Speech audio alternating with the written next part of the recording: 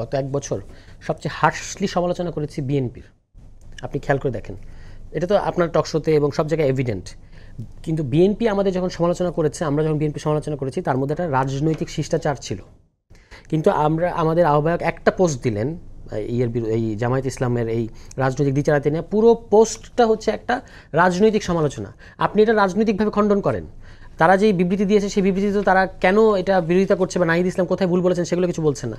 আজকে তাদের একজন দায়িত্বশীল নেতা ওই মানে গোলাম পরোয়ার সাহেব যে ভাষায় কথা বললেন, এটা তো একটা চরম রাজনৈতিক, মানে আমি বলবো যে উনি এক ধরনের শিষ্টাচার লঙ্ঘন করেছেন। প্রত্যেকটা জিনিস একটা শিষ্টাচার থাকে, আপনি এই ভাষায় কথা বলতে পারেন না। আপনাকে দেখে তাহলে আপনাদের আরেক নেতা সেদিন বলল যে কল রেকর্ড আছে আমাদের কাছে, আমরা কল এটা একটা ব্ল্যাকমেইলের ভাষা, that was a blackmailing language.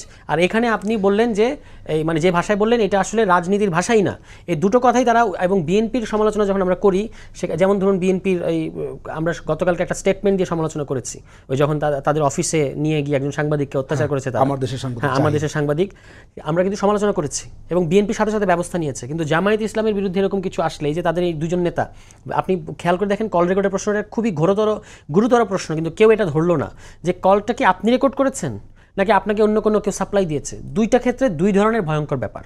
আপনি নিজে কল রেকর্ড করে থাকলে এটা একটা, মানে প্রথমত এটা একটা বাংলাদেশের আইন অনুযায়ী এটা অপরাধের মধ্যে পড়ে। আর আপনি যদি কারোর কাছ থেকে এটা পেয়ে থাকেন, আপনার ওই এজেন্সির সাথে আপনার কানেকশন কি সেটা বলতে হবে। কিন্তু এবং আপনি এইভাবে বলে উপদেষ্টাদের ব্ল্যাকমেইল করার চেষ্টা করলেন, কেন করলেন? আবার এখন এই যে আরেকজন ওনাদের নেতা বললেন যে যেই কথাটা আজকে বলেছেন, এটা আমি উচ্চারণ করতে চাই না, মানে একেবারেই রাজনৈতিক শিষ্টাচারের মধ্যে পড়ে না। তো এই ওনারা সিনিয়র পলিটিশিয়ান হয়ে এই ধরনের ভাষায় কথা বলেন, এটা তো কোনোভাবেই কাম্য না। ওনাদেরকে এগুলো চেঞ্জ করতে হবে। আর জোটের প্রশ্ন, অন্যান্য যে প্রশ্ন আছে সেগুলো আশা করি যে আমরা সময় আসলে পরে আস্তে আস্তে পরিষ্কার হবে। কিন্তু জামায়াত ইসলামের এই ধরনের রাজনৈতিক ধোঁয়াশা এবং অস্পষ্টতা থাকলে তাদের সাথে আসলে মানে রাজনৈতিক সৌহার্দ্য কতটুকু রাখা যাবে সেটা ভাবতে হবে।